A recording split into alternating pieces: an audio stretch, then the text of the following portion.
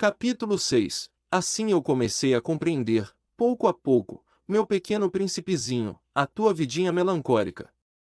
Muito tempo não tiveste outra distração que a doçura do pôr do sol. Aprendi esse novo detalhe quando me disseste, na manhã do quarto dia, gosto muito de pôr do sol.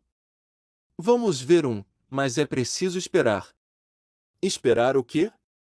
Esperar que o sol se ponha. Tu fizeste um ar de surpresa, e, logo depois, riste de ti mesmo. Disseste-me, eu imagino sempre estar em casa. De fato.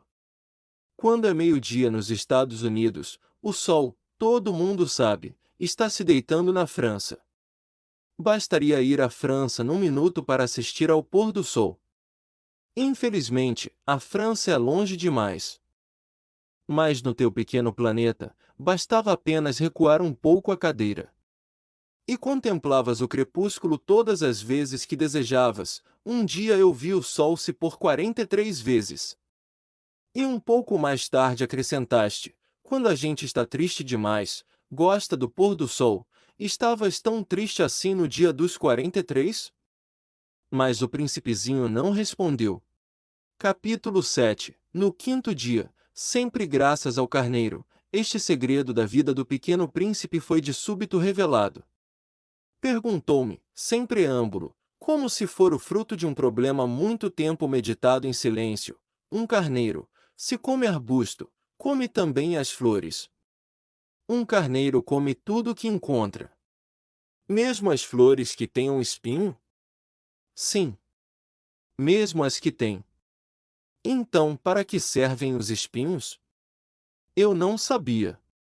Estava ocupadíssimo naquele instante, tentando desatarrachar do motor um parafuso muito apertado. Minha pane começava a parecer demasiado grave, e, em breve já não teria água para beber. Para que servem os espinhos? O príncipezinho jamais renunciava a uma pergunta. Depois que a tivesse feito. Mas eu estava irritado com o parafuso e respondi qualquer coisa: espinho não serve para nada. São pura maldade das flores. Oh! Mas após um silêncio, ele me disse com uma espécie de rancor: não acredito. As flores são fracas. Ingênuas. Defendem-se como podem. Elas se julgam terríveis com os seus espinhos. Não respondi. Naquele instante eu pensava: se esse parafuso ainda resiste, vou fazê-lo saltar a martelo. O príncipezinho perturbou-me de novo as reflexões. E tu pensas então que as flores, ora? Eu não penso nada. Eu respondi qualquer coisa. Eu só me ocupo com coisas sérias. Ele olhou-me estupefato. Coisas sérias. Via-me, martelo em punho, dedos sujos de graxa, curvado sobre um feio objeto. Tu falas como as pessoas grandes. Senti um pouco de vergonha. Mas ele acrescentou, implacável: tu confundes todas as coisas, misturas tudo. Estava realmente muito irritado. Sacudi ao vento cabelos de ouro. Eu conheço um planeta onde há um sujeito vermelho, quase roxo. Nunca cheirou uma flor. Nunca olhou uma estrela. Nunca amou ninguém. Nunca fez outra coisa senão somas. E o dia todo repete como tu: eu sou um homem sério. Eu sou um homem sério, e isso faz inchar-se de orgulho. Mas ele não é um homem, é. Um o quê? Um cogumelo. O príncipezinho estava agora pálido de cólera. Há milhões e milhões de anos que as flores fabricam espinhos. Há milhões e milhões de anos que os carneiros as comem, apesar de tudo. E não será sério procurar compreender por que perdem tanto tempo fabricando espinhos inúteis? Não terá importância a guerra dos carneiros e das flores? Não será mais importante que as contas do tal sujeito? E se eu, por minha vez, conheço uma flor única no mundo, que só existe no meu planeta, e que um belo dia um carneirinho pode liquidar num só golpe, sem avaliar o que faz, isto não tem importância. Corou um pouco, e continuou em seguida. Se alguém ama uma flor da qual só existe um exemplar em milhões e milhões de estrelas, isso basta para que seja feliz quando a contempla. Ele pensa: minha flor está lá, em algum lugar. Mas se o carneiro come a flor, é para ele, bruscamente, como se todas as estrelas se apagassem. E isto não tem importância. Não pôde dizer mais nada. Pôs-se bruscamente a soluçar. A noite caíra. Larguei as ferramentas. Ria-me do martelo, do parafuso, da sede da morte. Havia numa estrela, num planeta, um meu, a Terra, um príncipezinho a consolar. Tomei-o nos braços. Embalei-o. E lhe dizia: a flor que tu amas não está em perigo. Vou desenhar uma pequena mordaça para o carneiro. Uma armadura para a flor. Eu não sabia o que dizer. Sentia-me desajeitado. Não sabia como atingi-lo, onde encontrá-lo. É tão misterioso, o país das lágrimas. Capítulo 8. Pude bem cedo conhecer melhor aquela flor. Sempre houvera, no planeta do Pequeno Príncipe, flores muito simples, ornadas de uma só fileira de pétalas, e que não ocupavam lugar nem incomodavam ninguém. Apareciam certa manhã na relva, e já à tarde se extinguiam. Mas aquela brotara um dia de um grão trazido não se sabe de onde, e o príncipezinho vigiara de perto o pequeno broto, tão diferente dos outros. Podia ser uma nova espécie de baobá. Mas o arbusto logo parou de crescer, e começou então a preparar uma flor. O príncipezinho, que assistia à instalação de um enorme botão, bem sentiu que sairia dali uma aparição miraculosa, mas a flor não acabava mais de preparar-se. De preparar sua beleza, no seu verde quarto. Escolhia as cores com cuidado. Vestia-se lentamente, ajustava uma a uma suas pétalas. Não queria sair, como os cravos, amarrotada. No radioso esplendor da sua beleza, é que ela queria aparecer. Ah! Sim! Era vaidosa. Sua misteriosa toilette, portanto, durará dias e dias. E eis que uma bela manhã, justamente à hora do sol nascer, havia-se, afinal, mostrado. E ela, que se preparara com tanto esmero, disse, bocejando: ah! Eu acabo de despertar. Desculpa. Estou ainda toda despenteada. O príncipezinho, então, não pôde conter o seu espanto. Como és bonita! Não é? Respondeu a flor docemente. Nasci ao mesmo tempo que o sol. O príncipezinho percebeu logo que a flor não era modesta. Mas era tão comovente. Creio que é hora do almoço, acrescentou ela. Tu poderias cuidar de mim, e o príncipezinho, embaraçado, fora buscar um regador com água fresca, e servirá a flor, assim, ela o afligira logo com sua mórbida vaidade. Um dia, por exemplo, falando dos seus 4 espinhos, dissera ao pequeno príncipe: é que eles podem vir, os tigres, com suas garras. Não há tigres no meu planeta, objetara o príncipezinho. E depois, os tigres não comem erva. Não sou uma erva, responderá a flor suavemente.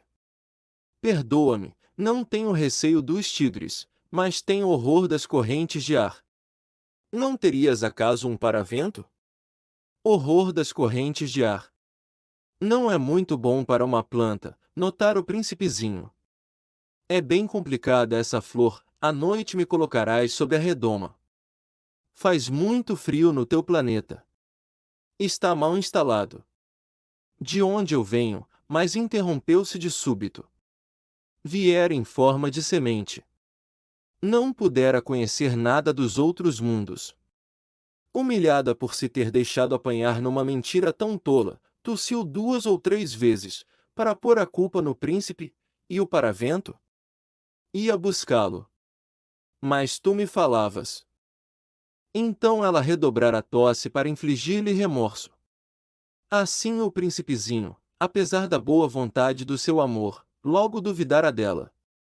tomar a sério palavras sem importância, e se tornará infeliz. Não a devia ter escutado, confessou-me um dia, não se deve nunca escutar as flores. Basta olhá-las, aspirar o perfume. A mim embalsamava o planeta, mas eu não me contentava com isso. A tal história das garras, que tanto me agastara, me devia ter enternecido, confessou-me ainda, não soube compreender coisa alguma. Devia tê-la julgado pelos atos, não pelas palavras. Ela me perfumava, me iluminava. Não devia jamais ter fugido. Deveria ter-lhe adivinhado a ternura sob os seus pobres ardis. São tão contraditórias as flores. Mas eu era jovem demais para saber amar. Capítulo 9. Creio que ele aproveitou, para evadir-se, pássaros selvagens que emigravam. Na manhã da partida, pôs o planeta em ordem. Revolveu cuidadosamente seus 2 vulcões em atividade. Pois possuía 2 vulcões. E era muito cômodo para esquentar o almoço. Possuía também um vulcão extinto. Mas, como ele dizia, quem é que pode garantir, revolveu também o extinto. Se eles são bem revolvidos, os vulcões queimam lentamente, regularmente, sem erupções. As erupções vulcânicas são como fagulhas de lareira. Na Terra, nós somos muito pequenos para revolver os vulcões. Por isso é que nos causam tanto dano. O príncipezinho arrancou também, não sem um pouco de melancolia, os últimos rebentos de Baobá. Ele julgava nunca mais voltar. Mas todos esses trabalhos familiares lhe pareceram, aquela manhã, extremamente doces. E, quando regou pela última vez a flor, e se dispunha a colocá-la sob a redoma, percebeu que estava com vontade de chorar. Adeus, disse ele à flor, mas a flor não respondeu. Adeus, repetiu ele. Revolveu cuidadosamente seus 2 vulcões, a flor tossiu. Mas não era por causa do resfriado. Eu fui uma tola, disse por fim. Peço-te perdão. Trata de ser feliz. A ausência de censuras o surpreendeu. Ficou parado, inteiramente sem jeito, com a redoma no ar. Não podia compreender essa calma doçura. É claro que eu te amo. Disse-lhe a flor. Foi por minha culpa que não soubeste de nada. Isso não tem importância. Foste tão tolo quanto eu. Trata de ser feliz. Mas pode deixar em paz a redoma. Não preciso mais dela. Mas o vento, não estou assim tão resfriada. O ar fresco da noite me fará bem. Eu sou uma flor, mas os bichos, é preciso que eu suporte 2 ou 3 larvas se quiser conhecer as borboletas. Dizem que são tão belas. Do contrário, quem virá visitar-me? Tu estarás longe. Quanto aos bichos grandes, não tenho medo deles. Eu tenho as minhas garras. E ela mostrava ingenuamente seus 4 espinhos. Em seguida acrescentou. Não demores assim, que é exasperante. Tu decidiste partir. Vai-te embora. Pois ela não queria que ele a visse chorar. Era uma flor muito orgulhosa. Capítulo 10. Ele se achava na região dos asteroides 325, 326, 327, 328, 329, 330. Começou, pois, a visitá-los para procurar uma ocupação e se instruir. O primeiro era habitado por um rei. O rei sentava-se, vestido de púrpura e arminho, num trono muito simples, posto que majestoso. Ah! Eis um súdito, exclamou o rei ao dar com o príncipezinho. E o príncipezinho perguntou a si mesmo, como pode ele reconhecer-me, se jamais me viu? Ele não sabia que, para os reis, o mundo é muito simplificado. Todos os homens são súditos. Aproxima-te, para que eu te veja melhor, disse o rei, todo orgulhoso de poder ser rei para alguém. O príncipezinho procurou com olhos onde sentar-se. Mas o planeta estava todo atravancado pelo magnífico manto de arminho. Ficou, então, de pé. Mas, como estava cansado, bocejou. É contra a etiqueta bocejar na frente do rei, disse o monarca. Eu o proíbo. Não posso evitá-lo, disse o príncipezinho confuso. Fiz uma longa viagem e não dormi ainda, então, disse o rei, eu te ordeno que bocejes. Há anos que não vejo ninguém bocejar. Os bocejos são uma raridade para mim. Vamos, boceja. É uma ordem. Isso me intimida, eu não posso mais, disse o príncipezinho todo vermelho. Um, respondeu o rei. Então eu te ordeno ora bocejares e ora. Ele gaguejava um pouco e parecia vexado. Porque o rei fazia questão fechada que sua autoridade fosse respeitada. Não tolerava desobediência. Era um monarca absoluto. Mas, como era muito bom, dava ordens razoáveis. Se eu ordenasse, costumava dizer, que um general se transformasse em gaivota, e o general não me obedecesse, a culpa não seria do general, seria minha. Posso sentar-me? Interrogou timidamente o príncipezinho. Eu te ordeno que te sentes, respondeu-lhe o rei, que puxou majestosamente um pedaço do manto de arminho. Mas o príncipezinho se espantava. O planeta era minúsculo. Sobre quem reinaria o rei? Majestade, eu vos peço perdão de ousar interrogar-vos. Eu te ordeno que me interrogues, apressou-se o rei a declarar. Majestade, sobre quem é que reinais? Sobre tudo, respondeu o rei, com uma grande simplicidade. Sobre tudo? O rei, com um gesto discreto, designou seu planeta, os outros e também as estrelas. Sobre tudo isso? Sobre tudo isso. Respondeu o rei. Pois ele não era apenas um monarca absoluto, era também um monarca universal. E as estrelas vos obedecem? Sem dúvida, disse o rei. Obedecem prontamente. Eu não tolero indisciplina. Um tal poder maravilhou o príncipezinho. Se ele fosse detentor do mesmo, teria podido assistir, não a 44, mas a 72, ou mesmo a 100. Ou mesmo a 200 poros do sol no mesmo dia, sem precisar sequer afastar a cadeira. E como se sentisse um pouco triste a lembrança do seu pequeno planeta abandonado, ousou solicitar do rei uma graça, eu desejava ver um pôr do sol. Fazei-me esse favor. Ordenai ao sol que se ponha, se eu ordenasse a meu general voar de uma flor a outra como borboleta, ou escrever uma tragédia, ou transformar-se em gaivota, e o general não executasse a ordem recebida, quem, ele ou eu, estaria errado? Vós, respondeu com firmeza o príncipezinho. Exato. É preciso exigir de cada um o que cada um pode dar, replicou o rei. A autoridade repousa sobre a razão. Se ordenares a teu povo que ele se lance ao mar, farão todos revolução. Eu tenho o direito de exigir obediência porque minhas ordens são razoáveis. E meu pôr do sol? Lembrou o príncipezinho, que nunca esquecia a pergunta que houvesse formulado. Teu pôr do sol, tu o terás. Eu o exigirei. Mas eu esperarei, na minha ciência de governo, que as condições sejam favoráveis.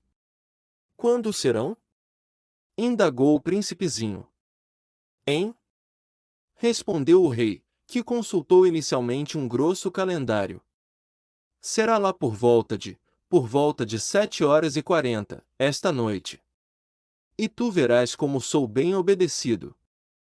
O príncipezinho bocejou. Lamentava o pôr do sol que perderá. E depois, já estava se aborrecendo um pouco. Não tenho mais nada que fazer aqui, disse ao rei. Vou prosseguir minha viagem. Não partas, respondeu o rei, que estava orgulhoso de ter um súdito. Não partas, eu te faço ministro, ministro de quê? Da justiça, mas não há ninguém a julgar. Quem sabe? Disse o rei. Ainda não dei a volta no meu reino. Estou muito velho, não tenho lugar para carruagem, e andar cansa-me muito. Oh! Mas eu já vi, disse o príncipe que se inclinou para dar ainda uma olhadela do outro lado do planeta. Não consigo ver ninguém, tu julgarás a ti mesmo. Respondeu-lhe o rei. É o mais difícil. É bem mais difícil julgar a si mesmo que julgar os outros. Se consegue julgar-te bem, eis um verdadeiro sábio. Mas eu posso julgar-me a mim próprio em qualquer lugar, replicou o príncipezinho. Não preciso, para isso, ficar morando aqui. Ah! Disse o rei, eu tenho quase certeza de que há um velho rato no meu planeta.